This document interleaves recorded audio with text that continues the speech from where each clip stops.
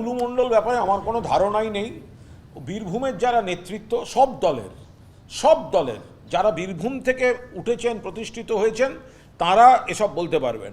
যদি অবৈধ কিছু থাকে ব্যবস্থা হবে। তো এখন তো 2-3 মাস হয়ে গেল একটা গভর্নমেন্টে, তার আগে 6 মাস বিজেপির নিয়ন্ত্রণে ছিল পুলিশ, ইলেকশন কমিশনকে দিয়ে যে কোনো পোস্টিং করানো হয়েছে, তা এতদিন ব্যবস্থা হয়নি বা কেন?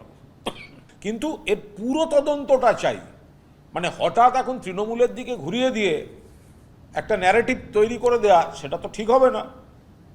এটা তো পুরোদস্তুর ওই জেলায় আর কে ছিল, কোন কোন দলের কারা প্রভাবশালী ছিলেন, তাদের সঙ্গে টুলু মণ্ডলের যোগাযোগ ছিল কিনা, বা এই র্যাকেটটার যোগাযোগ ছিল কিনা, সবটাই তো তদন্তে আসা উচিত।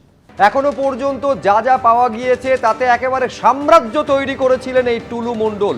কোটি টাকা ডাবল সেঞ্চুরি ছাপিয়ে গিয়েছে তার এখনো পর্যন্ত পাওয়া নগদ, এবং যা সোনা পাওয়া গিয়েছে তার থেকে সেটা যদি যোগ করা যায়, এই টুলু মণ্ডল বা মোহাম্মদ নাজিবউদ্দিনের আরও 34 কোটি টাকার হদিশ পাওয়া গিয়েছে। বিভিন্ন ব্যাংকে এই পরিমাণ টাকা ফিক্সড ডিপোজিট করা ছিল, অর্থাৎ টাকা এবং সোনা মিলিয়ে এখনো পর্যন্ত অঙ্কটা দাঁড়িয়েছে 220 কোটিরও বেশি।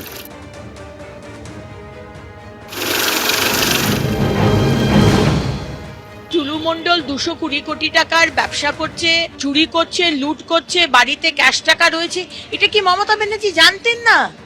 এটা কি অভিষেক ব্যানার্জি, অনুব্রত বাবু, আমাদের কাজল শেখ, এই বড় বড় নেতাগুলো রয়েছে, তারা জানতেন না? সব জানতেন, কিন্তু টাকাটা ট্যাক্সে সরকারের খাতে না জমা পড়ে তুমি আমাদেরকে দাও, টিএমসির পার্টিতে দাও, তুমি নেতা মন্ত্রীদের দাও, সেটাই হয়ে এসছে। মানে কত টাকাও চুরি করেছে, যে তারপরেও তাকে কিছুটা মানে সরকারকে দেখাতে হবে বলে সে সব থেকে বেশি ট্যাক্স পেয়ার।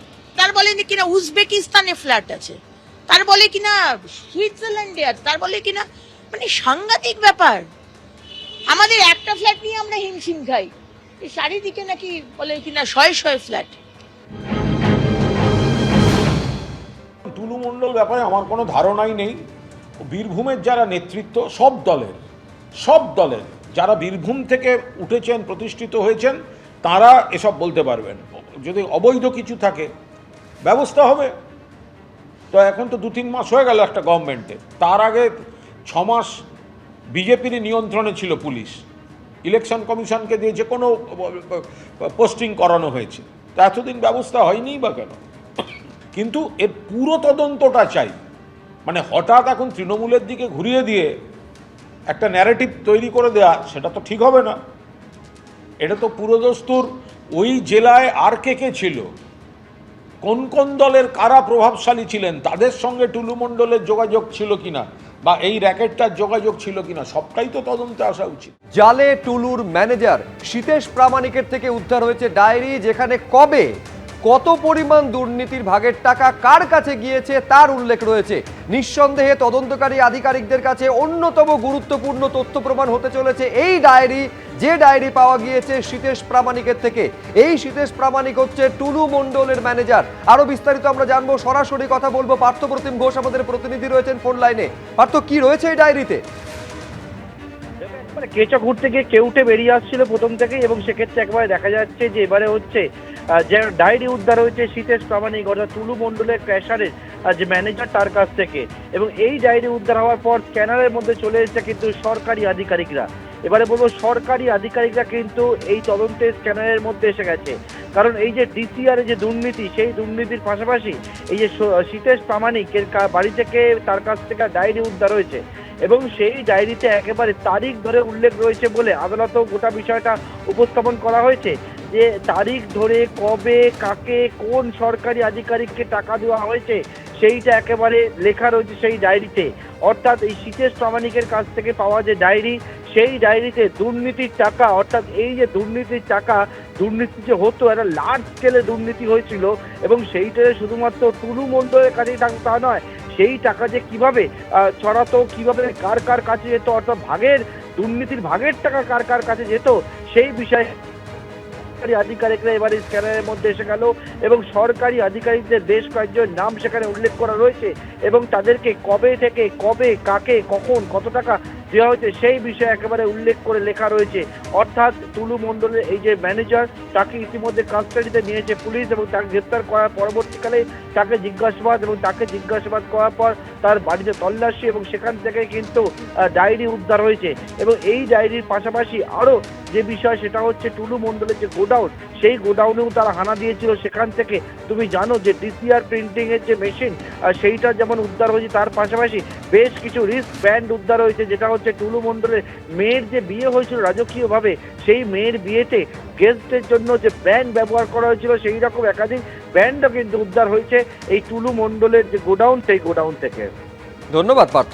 তদন্ত যত এগোচ্ছে এই টুলু মণ্ডলের আরো সম্পত্তির হদিশ পাওয়া যাচ্ছে। সম্পত্তির পাহাড়ে টুলু আর এবার তার কোটির ডাবল সেঞ্চুরি ছিল।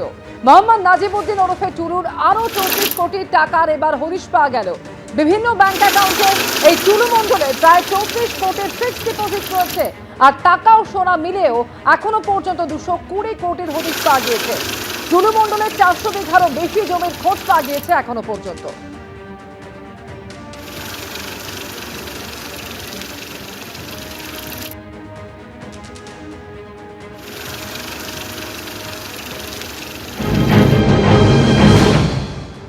बैंक अकाउंट्स और फिक्स्ड डिपॉजिट में है, जिनका कुल मिलाकर मूल्य लगभग 220 करोड़ है, जिसमें पहले दिन की 50 करोड़ की कैश और सोने की जब्ती शामिल है। इन्वेस्टिगेशन में लगभग 400 बीघा लैंड के ऊपर कई सारी प्रॉपर्टीज़, मकान और बिल्डिंग्स शामिल हैं, वो भी इन्वेस्टिगेशन का हिस्सा बनी हैं।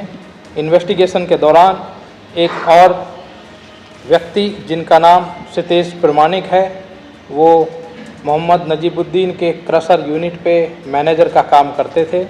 पुलिस ने उनके एग्जामिनेशन के बाद उनको गिरफ्तार किया है। कुछ इस तरह की गतिविधियों को प्रिंट करने के लिए व्यवहार होता था। सितेश प्रमाणिक को माननीय अदालत के सामने पेश किया गया और सितेश प्रमाणिक की 7 दिन की पुलिस कस्टडी दी गई है। केस का इन्वेस्टिगेशन चल रहा है।